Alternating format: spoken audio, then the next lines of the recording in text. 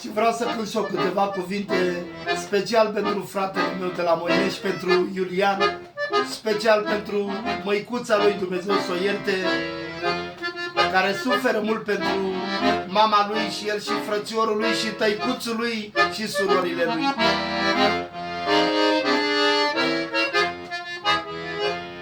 Doamne, s-a făcut 3 luni de zile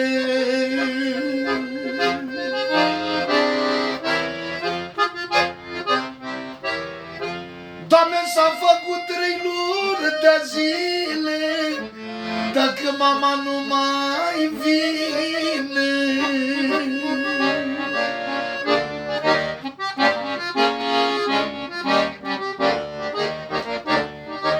Ai că nu vine mama mea, măi.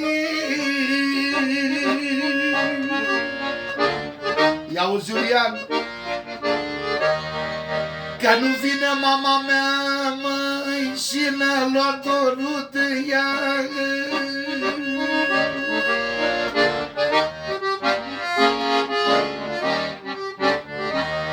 Auzi, și ne-a luat dorul de ea, măi.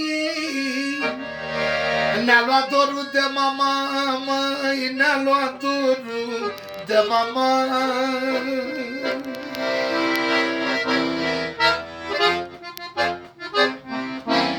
Ia-uite ce spune Iulian, special pentru măicuța lui și frățiorul lui și surorile lui și tăicuții lui.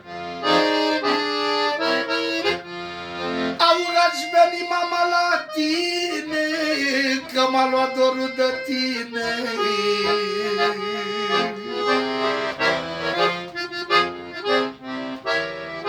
Aș veni măicuța mea,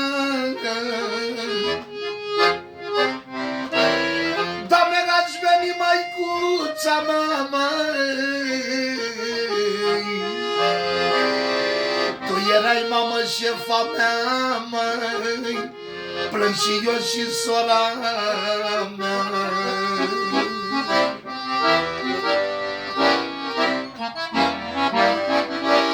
I-auzi, Iulian, ce spune vorbele astea?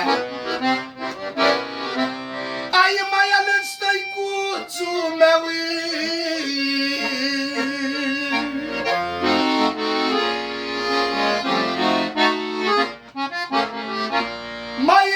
mai ales tăicuțul meu, că este așa de greu, nu e mama lângă el.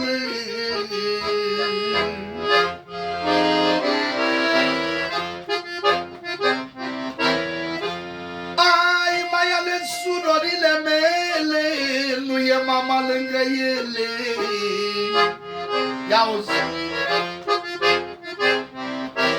nu e mama lângă ele, să le aline din durere.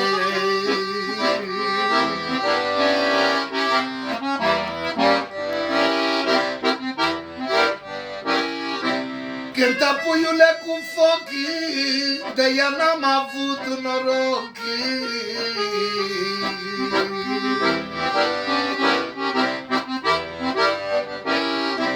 De ea n-am avut noroc să fim cu toți la un loc.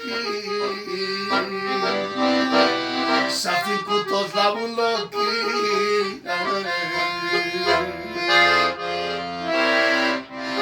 Dumnezeu să o ierte, Dumnezeu să o linească.